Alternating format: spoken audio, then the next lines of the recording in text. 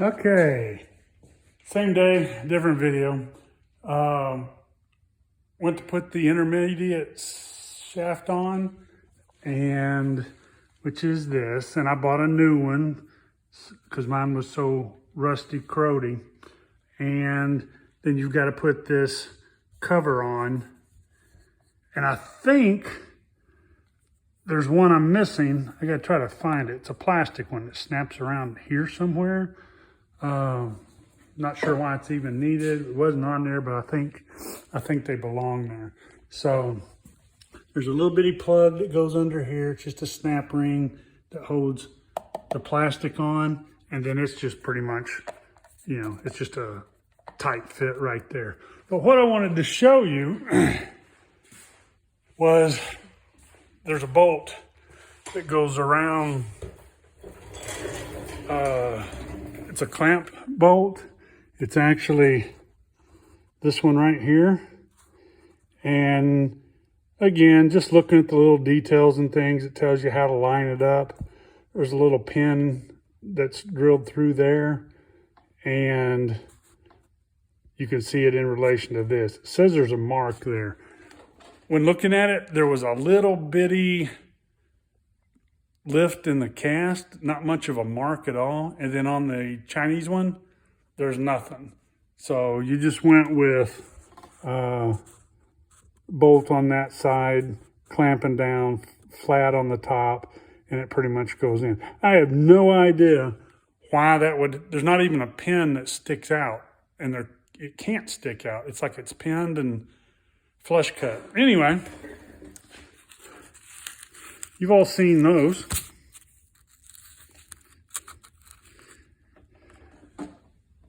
Yeah.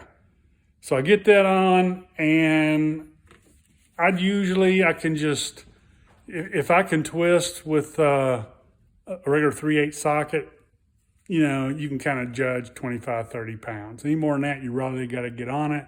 Less than that, use your 1/4 inch. You can get 10, 15 pounds at the most. So since I had the time today, I thought I'd pull out my handy dandy torque wrench and just see what it was. It says to torque it to 30 pounds, something like that. That's the top one. Bottom one, it points to it right there, 31 foot-pounds. Well, there's what 30 pounds does. And you can usually tell if something's stretching, but this is a hard bolt. Didn't stretch, just snapped. Now, the fun part, it's metric. It don't match the old one. And I don't have metric taps. So looked around for a bolt, couldn't find a bolt, went to my junk pile. Actually had an original pin or an original bolt, which is shouldered across here anyway. I mean, it don't even need to be threaded because there's nothing there to grab. So that, with a little tap magic, I figured it was hard enough to thread its own. So I did it a 1/8 of a turn back off, 1/8 of a turn back off. Took me a little while, but other than that, what are you gonna do? You gotta try to find something to work. So then I took a micrometer, stuck a micrometer between the collar, and as I tightened it, so I could see that it was actually pull the bolt out numerous times, make sure my threads aren't stripping, and they're not. It's so close to the original bolt, it was making its own threads. So went ahead and did that, and when I got a 30/1000ths gap and tightened it up to 0.25, whatever it was, I could tell it was working good, so I went ahead and stuck that on and managed to get 25 pounds of torque on it. And I knew it was tight enough because it actually wouldn't even slip on the teeth first. I kind of had to spread it a little. So plenty tight, ain't coming loose. But again, man, sometimes it's Chinese stuff. Shake your head. All right, that's all I got done now. I got a couple more hours. I'm going to screw around, start looking at the front end, pull those pieces out, the steering linkage, that goes on the pinion, all the tie rod ends. I'll just start sorting it and More later. Cool. Hello.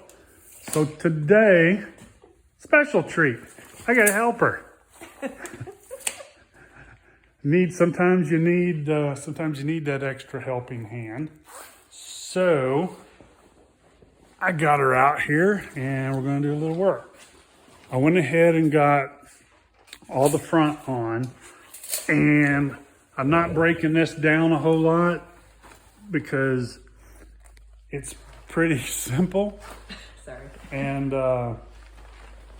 you can watch plenty of videos about that. I will point out a couple of things. So when the shaft here goes on and the tie rods, inner tie rods go on back here on the passenger side, you can see, let me get down here under it, you can see the bend in it, and it kind of goes backwards, passenger side. And this one is the same way. It's kind of hard to see the bend in it, but it's got a bend there. Those two are different. So you have a passenger and a driver's side. The outers are the same, so you can swap those. And then I went with the tie rod length there, a little stiffer aftermarket kind of style.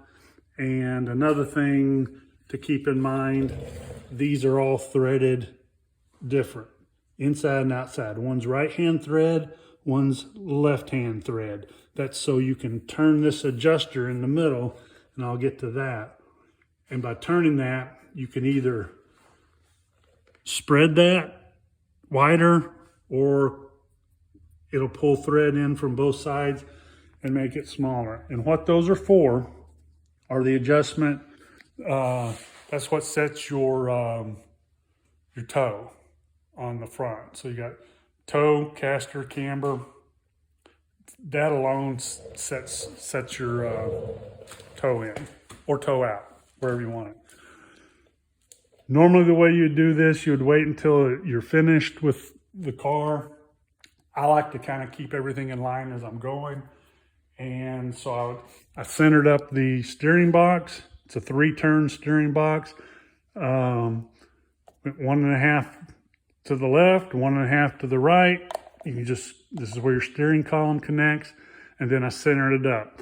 So assuming that the steering wheel is centered, I can then, just to kind of be ahead of the game, adjust this and it's close. And then you don't need the big fancy take it to, well, one thing is there's hardly anybody that knows how to do it anymore. To do an alignment, and they're super easy to do at home. I will eventually get to do a full alignment. I'll show you how to do that, because we'll do an alignment to the rear end to where I completely run a string around the whole car, measure off the back wheels to the front wheels, because I can actually move the frame in relation to the rear. Most of the rears are offset. If you're measuring one and it's off by 1/4 inch, that's normal, that's factory. Sometimes they're just off. But once you put the frame on to the body, right here's where a body mount is. This hole right here, and there's one on the other side, that is where it actually goes right up here. And I believe that's the one. That's what lines up. Actually, it's right here. So that is what lines the frame to the body. But there's still a lot of movement in there. So once that's done, we'll do a full string alignment. What we're doing now, this is just the easy way of setting your alignment. I put a level that hits the bottom of the disc. So, and then you put a 2 foot, 4 foot level, whatever you've got across it. And you can measure across the front and across the back. And that'll be just like, that could be the wheel. It don't matter if you were measuring from here, here, or here. All you're looking for is a number. So basically what I do, Tammy will pass the tape through. I'll put it on the front.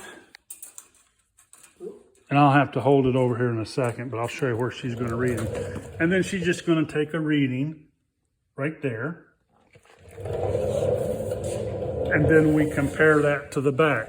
So now that I'll hold the level flush across here. Let me get this on here straight. So that is straight. Push on it. It ain't going anywhere. With that there, she can now take a reading, and that reading is About 58 1/4. 58 1/4. So now all we're going to do is do it on the back. That was the front. Move it to the back. That is straight. She takes another reading, and it is 58 1/4. It is 58 1/4. So I actually moved that. I did this once earlier. Now what that means is we're at 0 toe. That's the same measurement front and back of the wheel. If it were towed out, the front would have been a larger number because the wheel would have been towed out that direction. And then all you do is crawl under. Now, once you've got these tie rods set, you do the same amount on both sides for now. You can do them individual later, but so when you put them on, when you put the tie rods into the sleeve, turn it in the same amount on both sides. So if you've got an inch of thread in the barrel, you hold it there. And then when you're adjusting these, let's say I was an inch wider at the front. I'm not even going to tell you which way to turn these because I'll probably not remember it, but they're the opposite. So if I was an inch wider, you turn this until these come in, and they'll come in the same amount on both sides, but you split that in two. If you needed to move an inch in, do half on one side, half on the other. That way you always know where your threads are at. Realistically, you could steer it to the right and do it all on one side, but then that'll change where your steering wheel is. So the steering wheel center locked in place, move half of it this side, half of it this side, and it's really that simple. That's it. I can't think of anything else to do. If it had been off a little, I would have showed you that. But also remember, this side, if you're adjusting it, I'm going to say, going back, for example, if going backwards makes it tighter, the other side's the opposite. You would have to come forward. So it's going to flip. Just remember, they're both not the same. And you can draw little arrows on them, which is what I did. I put a little arrow on the front of it that I know which way I need to turn both sides. Because once you cross it and then turn around, you're going to forget what you're doing. So that was basically that. I'll see if I can find some more dirty work to do, and we'll put her to work some more. Thank you, honey. Bye.